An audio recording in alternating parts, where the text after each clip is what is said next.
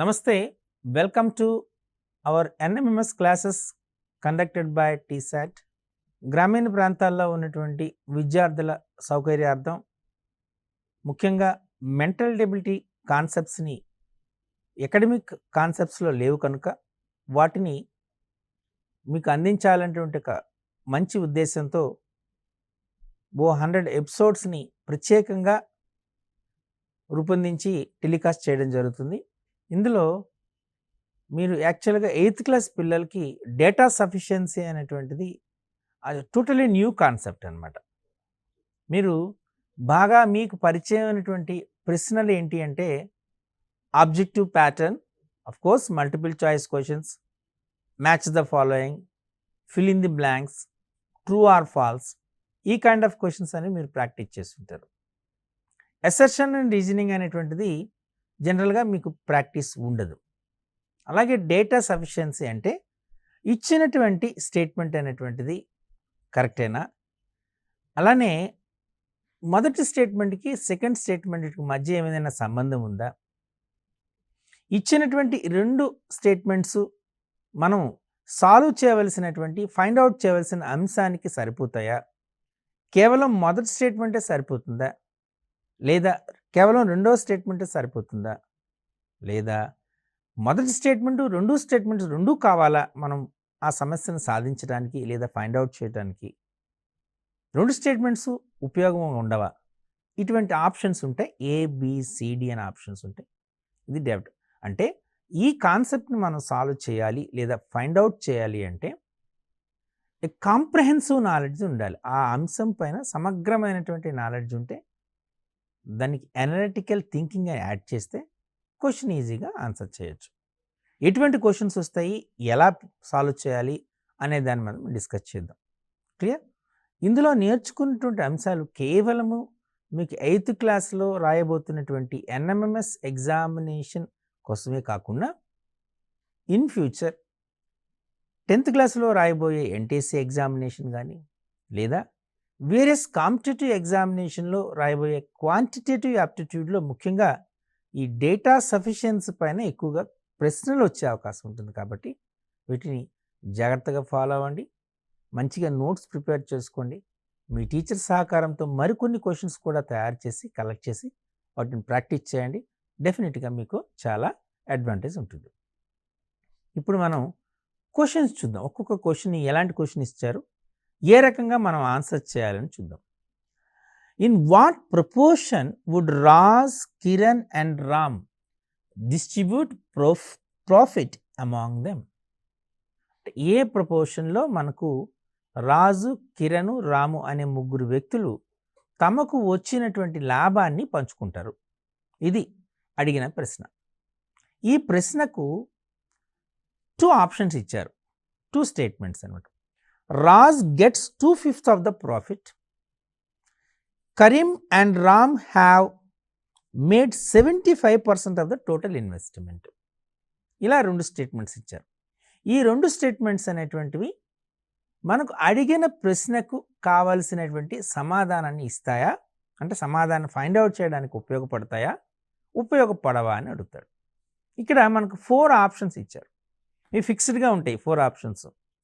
If the data 1 in statement alone are sufficient to answer the question, అంటే statement 1లో ఇచ్చినటువంటి అంశం దత్తాంశము సరిపోతుంది, కేవలం డేటా 1లో ఇచ్చిన అంశమే సరిపోతుంది మనకు కావలసినటువంటి ప్రశ్నకు సమాధానం కొరకు అని.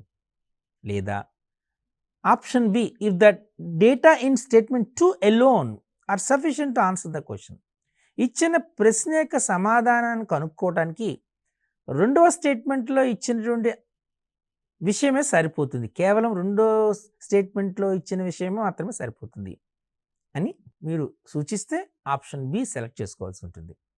If the data either in 1 or 2 alone are sufficient to answer the question, అంటే డేటా 1లో అంటే మనం స్టేట్మెంట్ 1లో కానీ స్టేట్మెంట్ 2లో కానీ ఏ అంశాన్ని మనం తీసుకున్నా ఇచ్చిన ప్రశ్న యొక్క సమాధానాన్ని కనుక్కోవచ్చు అని మీరు భావిస్తే ఆప్షన్ సిని సెలెక్ట్ చేసుకోవాల్సి ఉంటుంది.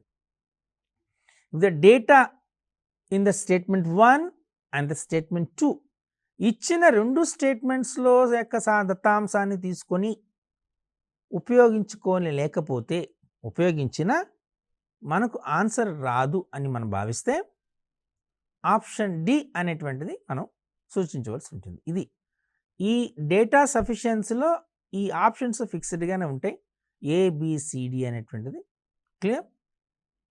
మీరు ఇచ్చినటువంటి దత్తాంశాన్ని ఆధారంగా ఈ 4 ఆప్షన్స్‌ని సెలెక్ట్ చేసుకోవాల్సి ఉంటుంది.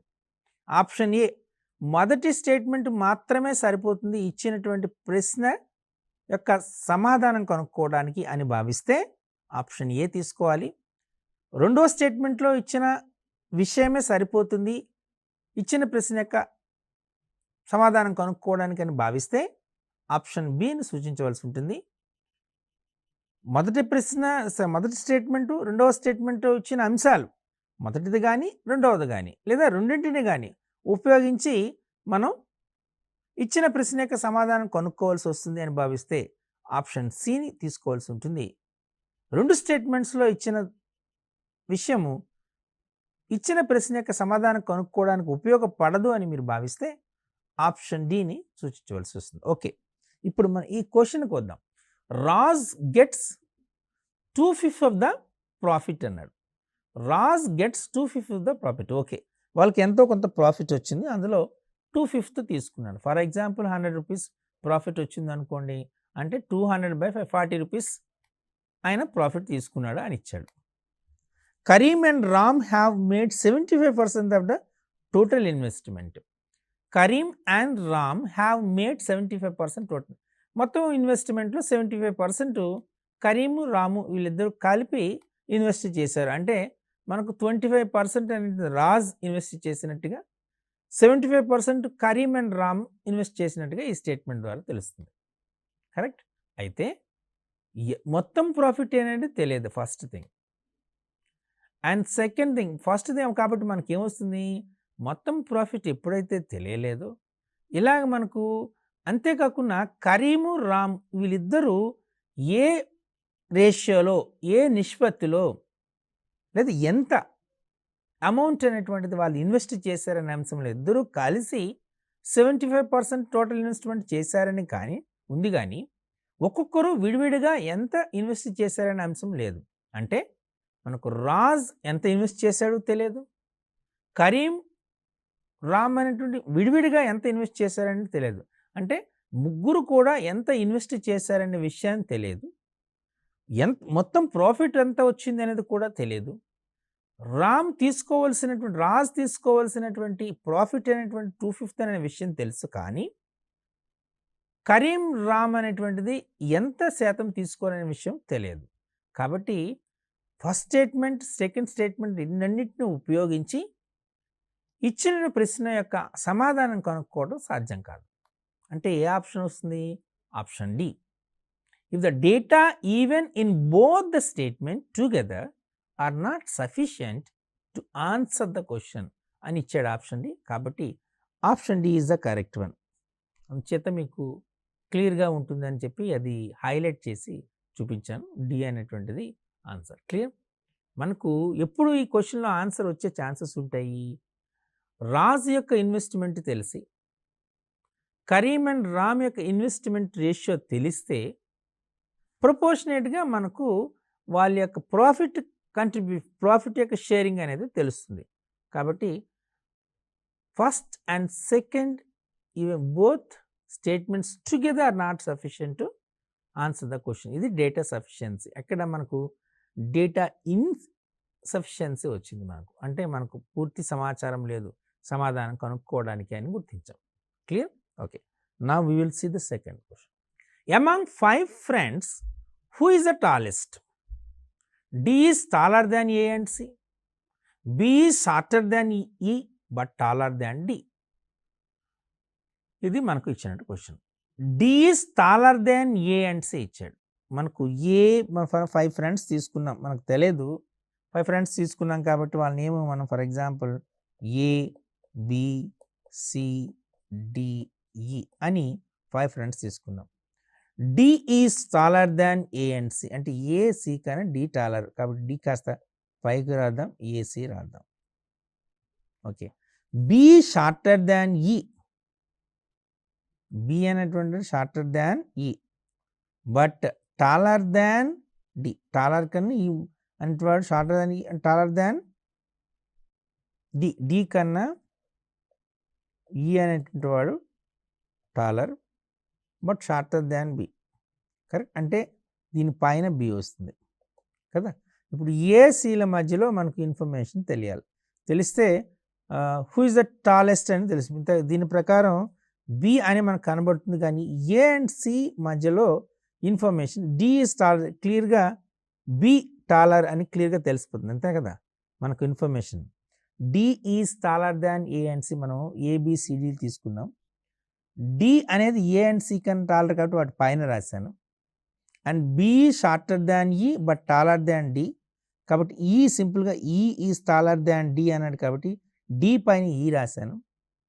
అండ్ బి షార్టర్ దాన్ ఈ అన్నాడు, బి ఈ షార్టర్ దాన్ ఈ అన్నాడు. ఈ అనేవాడు ఈ కన్నా కింద ఉన్నాడు అని చెప్పాడు, బట్ టాలర్ దాన్ డి కన్నా పెద్దది. అండ్ బి షార్టర్ దాన్ ఈ కన్నా చిన్నాడు, కిందకు వచ్చాడు వాడు. డి అంటే ఈ బి మధ్యలో వచ్చాడు అక్కడ, అంతే కదా. B shorter than E, okay, and taller than D. D కన్నా పెద్దవాడు అన్నాడు, ఇచ్చాడు. ఇప్పుడు మనం ఈ కాన్సెప్ట్ మీద ఎలా ఇచ్చాడో చూద్దాం. ఇచ్చినటువంటి ఇన్ఫర్మేషన్ ఏంటి? First D is greater than A, టాలర్ని గ్రేటర్ దాన్గా తీసుకున్నాం. And D is greater than C. And second statement ఏమి ఇచ్చాడు? E is greater than B and B is greater than D, అంతే కదా. సో మనం క్లియర్గా ఇక్కడ ఇచ్చినటువంటిది D is greater than A ఇచ్చాడు, D is greater than C ఇచ్చాడు. ఏ అండ్ సి కన్నా పెద్దగా ఉన్నారని పొడవైనటువంటి వాడు ఇచ్చాడు. అలాగే ఈ తీసుకున్నాం అనుకోండి, ఈ అనేటువంటి వాడు బి కన్నా టాలర్ ఉన్నాడు and B is taller than D అని ఇచ్చాడు. కాబట్టి ఈ ఆర్డర్లో మనం తీసుకుంటే టాలర్ అనేటువంటి వాడు ఎవవుతాడు? ఈ. సో ఇప్పుడు మనం ఆర్డర్ రాసుకున్నట్టు సింపుల్గా E is greater than B is greater than D, where of course and D is greater than A comma C. E ఆర్డర్లో మనం తీసుకుంటే who is the taller? E is the tallest అని మనం చెప్పొచ్చు. ఇంతకుముందు మనం చూపించినటువంటి చూసారు కదా, ఇక్కడ మనం తీసుకున్నాం. ఇక్కడ ఈ అనేటువంటిది ఫస్ట్ ఈ వచ్చాడు, తర్వాత బి, తర్వాత డి, దీని కింద A and C, of course A and C. So ఈ ఈజ్ ద టాప్ పొజిషన్ అని మనం క్లియర్గా చెప్పుకున్నాం కదా. ఇచ్చిన డేటా అనేటువంటిది క్లియర్గా తెలిసిపోతుంది మనకు. Clearly both the statements are needed to answer the question.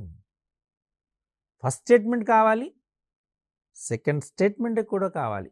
First and second statement రెండింటినీ తీసుకుంటేనే మనకు ఫైనల్గా ఎవరు టాలర్ అనే విషయం తెలిసింది. అంటే మనం option A, option B, option C, option D మనం తీసుకున్నాం. ఈ option A, option B, option C, ఆప్షన్ డిలో ఆప్షన్ సి చెప్తుంది if the data either in 1 or 2 alone are sufficient to answer the question అని క్లియర్గా ఇచ్చాడు కదా. సో కాబట్టి ఇక్కడ మనకు ఇచ్చినటువంటి క్వశ్చన్ ఏంటి? డిసి ఇచ్చాడు. అండ్ ఆప్షన్ డి ఏమి ఇచ్చాడు? If the data in both the statements together are needed, ఇలా ఇచ్చాడు. అంటే మనకి ఏం కావాలి? డి వాల్యూ కావాలి, డి స్టేట్మెంట్ కావాలి, అంటే ఫస్ట్ స్టేట్మెంట్ కావాలి, ఈవెన్ సెకండ్ స్టేట్మెంట్ కూడా కావాలి. ఫస్ట్ స్టేట్మెంట్ కావాలి, సెకండ్ స్టేట్మెంట్ కావాలి, రెండింటినీ యూజ్ చేస్తేనే వస్తుంది. కాబట్టి ఈ ప్రశ్నకు సమాధానం D, if the data in both the statement together are needed అని ఆప్షన్ చూడాలి. సో డేటా సఫిషియన్సీ చేస్తున్నప్పుడు చాలా కేర్ఫుల్గా ఆ కాన్సెప్ట్ మనం చేయడం మంచిది. Clear? Okay. In which year was Rahul born? Rahul ఏ సంవత్సరంలో పుట్టాడు? ఇది మనకు అడిగిన క్వశ్చన్. దానికి ఇచ్చిన డేటా ఏంటి? Rahul at present is 25 years, younger to his mother. Rahul at present 25 years. Rahul యొక్క ప్రజెంట్ ఏజ్ అనేటువంటిది 25 years ఉంది. యంగర్ టు హిజ్ మదర్ అంటే వాళ్ళ మదర్ కన్నా చిన్నవాడు. ఇక్కడ మీరు చదివేటప్పుడు కూడా చాలా జాగ్రత్త చూడండి. Rahul at present is 25 years younger to his mother. 25 years younger to his mother. అంటే వాళ్ళ మదర్ కంటే 25 years చిన్నవాడు అని అర్థం. Rahul's brother who was born in 1964 is 35 years younger to his mother. Okay, అంటే రాహుల్ బ్రదర్ అనేటువంటి వాడు 35 years younger to his mother. అంటే అతని యొక్క తల్లి కంటే 35 years చిన్నవాడు. ఇప్పుడు మనం ఫర్ ఎగ్జాంపుల్ మనం తీసుకున్నాం అనుకోండి, మదర్స్ ఏజ్ ఎక్స్ అనుకున్నాం అనుకోండి, మదర్స్ ఏజ్ ఎక్స్, అప్పుడు రాహుల్ ఏజ్ ఎంత అవుతుంది? X minus 25, correct. And Rahul's brother age ఎంత అవుతుంది? X minus 35. అయితే ఎప్పుడు పుట్టాడు వాడు? 1964లో. Rahul brother who was born in 1964. Rahul's brother was 1964 ఇచ్చాడు, younger to his mother. Okay, ఇప్పుడు ఈ డేటాని చూద్దాం. అంటే మనకి క్లియర్గా తెలిసిపోతుంది ఇప్పుడు చేయనటువంటిది. రాహుల్ మదర్ని ఎక్స్ అనుకున్నారు ఏజ్ని. రాహుల్ అనేటువంటి వాడు మదర్ కన్నా 25 years చిన్నవాడు. రాహుల్ బ్రదర్ మదర్ కన్నా 35 years చిన్నవాడు. వీళ్ళిద్దరి మధ్య డిఫరెన్స్ 10. అంటే Rahul is 10 years older than his brother అని క్లియర్గా వచ్చేసింది. రాహుల్స్ బ్రదర్ ఎప్పుడు పుట్టాడు? Rahul brother is 1964. కాబట్టి రాహుల్ అంటే 10 years is older than 10 years more means +10 అంటే 1974, కరెక్ట్. 10 years ప్లస్ అంటే ప్రీవియస్ వెళ్ళాలి. అంటే మనకి ఏమొస్తుంది? +10 years తీసుకున్నప్పటికి 1964 - 10 1954, కరెక్ట్. సో ఇలా రాహుల్ అనేటువంటిది వాజ్ బోర్న్ ఇన్ 1954. ఎప్పుడు పుట్టాడు అని అడిగాడు. క్లియర్. మనకు ఇక్కడ mother with respect to mother calculate చేసేటప్పటికి మనకు వచ్చిన ఇన్ఫర్మేషన్ ఏంటి? ఇద్దరు ఏజెస్ డిఫరెన్స్ 10 years ఉంది అని తెలుసు. రాహుల్స్ బ్రదర్ 1964లో పుట్టాడు కాబట్టి రాహుల్ బ్రదర్ కంటే రాహుల్ అనేది 10 years ఓల్డర్, అంటే పెద్దవాడు కాబట్టి 1964కి 10 సబ్ట్రాక్ట్ చేయండి, అప్పుడు ఏమొస్తుంది? 1954 అవుతుంది. అయితే మీకు పెద్దవాడు కదా, యాడ్ చేయాలంటే మనం ఇక్కడ క్యాలిక్యులేట్ చేసేటప్పుడు ఫ్రమ్ అసెండింగ్ ఆర్డర్లో కాదు, డిసెండింగ్ ఆర్డర్లో పోతుంది అక్కడ. కాబట్టి మనం ఏం చేస్తామంటే 10 years 1964లో 10 తీసేస్తే 1954 వస్తుంది. క్లియర్. సో ఈ రకంగా అప్పుడు మనకి ఏమొస్తుంది? ఫైనల్గా మొదటి స్టేట్మెంట్ని వాడాం, రెండో స్టేట్మెంట్ని వాడాం. మొదటి స్టేట్మెంట్ రెండో స్టేట్మెంట్ రెండింటినీ తీసుకొని మనం రాహుల్ యొక్క వెన్ వాజ్ రాహుల్ బోర్న్ అనేటువంటిది ఫైండ్ అవుట్ చేసాం. So both the statements are needed to get the required answer. So మనకు క్వశ్చన్ ఇప్పుడు ఏమి ఇచ్చాడు? ఆప్షన్స్ చూద్దాం క్లియర్గా. ఆప్షన్స్లో ఇచ్చినటువంటిది, if the data statement 1 alone are sufficient to answer the question, option A, and if the data in statement 2 alone are sufficient to answer the question, and third, if the data either in 1 or 2 alone are sufficient to answer the question, C ichadu, and finally if the data in both the statements together are needed అని ఇచ్చాడు. అంటే statement 1 కావాలి, statement 2 కావాలి, రెండింటినీ కలిపి మనము use చేసి మనం ఆన్సర్ని ఫైండ్ అవుట్ చేయడం అన్నాడు. ఇప్పుడు మనం అబ్జర్వ్ చేసింది అదే, కాబట్టి option D is correct. Clear. So ఈ రకంగా మనం ఈ డేటా సఫిషియన్సీలో కాన్సెప్ట్ని మనం డిస్కస్ చేయొచ్చు. Okay, now come to the next. What is Reena's rank in the class? ఇది question. What is Reena's rank in the class? Reena యొక్క ర్యాంక్ క్లాస్లో ఎంత అని అడిగాడు. దానికి ఇచ్చినటువంటిది ఏంటంటే there are 26 students in the class. 26 మంది విద్యార్థులు ఉన్నారు, స్టూడెంట్స్ ఉన్నారని చెప్పి. There are 9 students who scored less than Reena. There are 9 students who scored less than Reena. There are 26 students in the class. 20 అంటే మనకు 1 to 26 ర్యాంక్స్ ఉన్నాయి అనుకుందాం.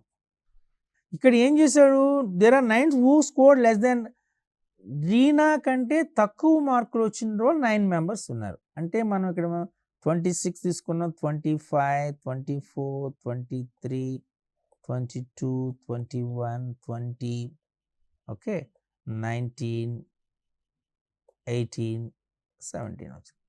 మనం తీసుకుంటే 1, 2, 3, 4, 5, 6, 7, 8, 9.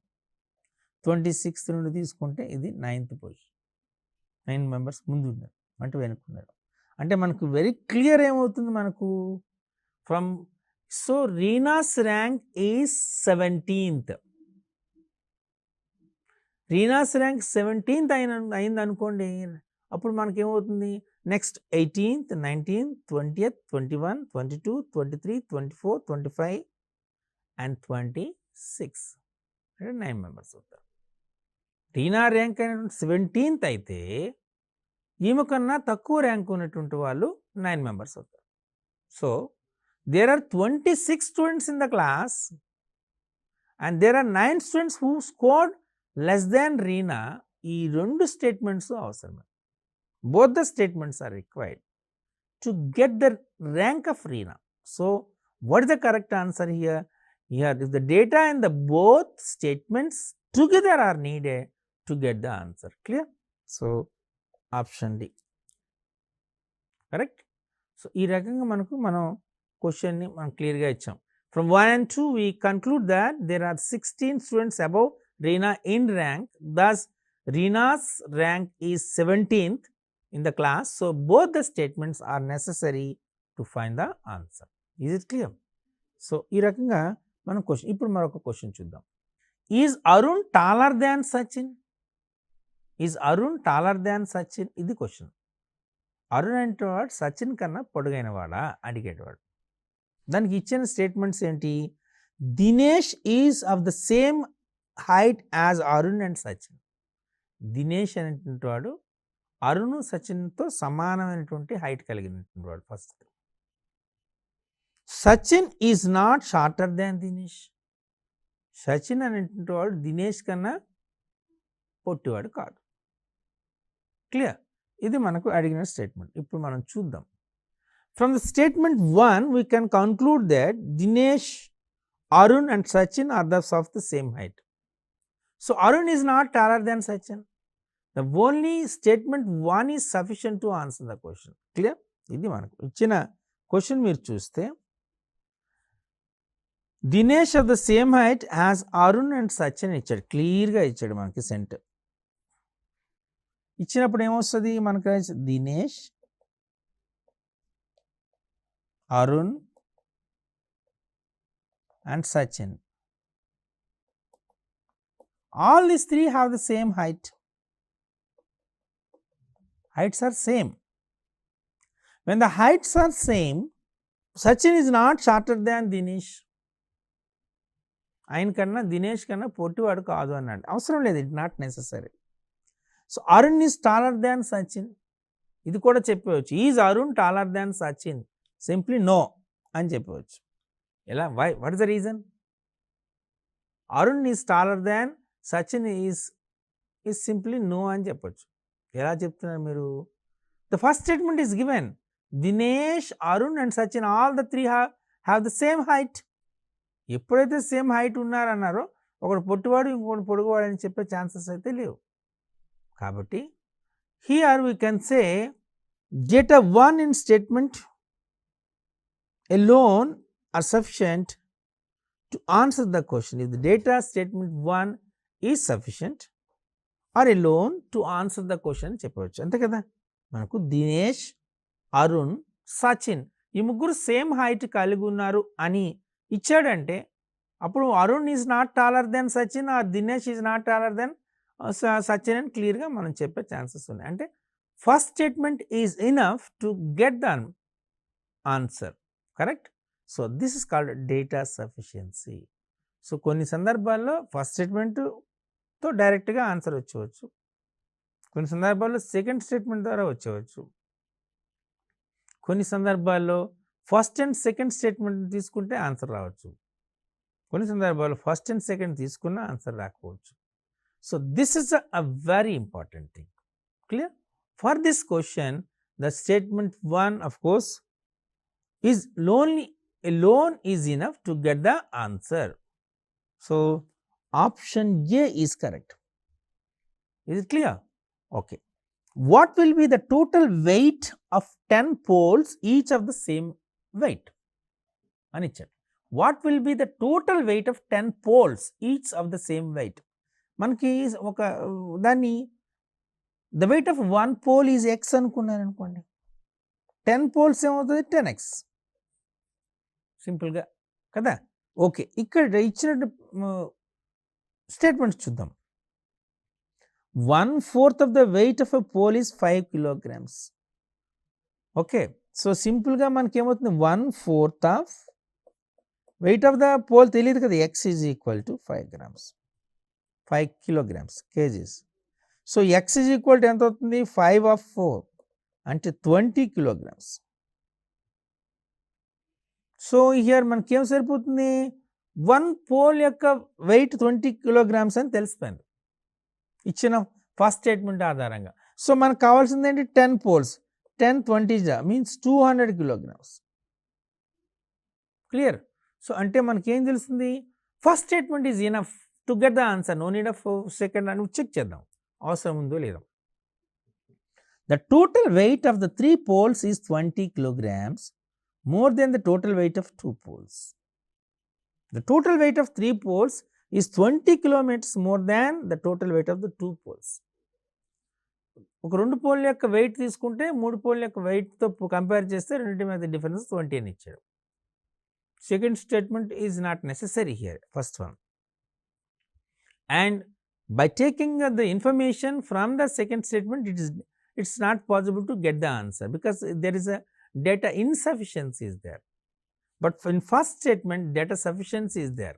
So using the first statement you can get the answer. So statement 1 is enough, correct? The data in statement 1 alone are sufficient to answer the question. Clear? So మనం ఈ రకంగా మనకు క్వశ్చన్ని ఆన్సర్ చేయొచ్చు, ఫస్ట్ స్టేట్మెంట్ ద్వారా మనం answer చేయొచ్చు. Clear?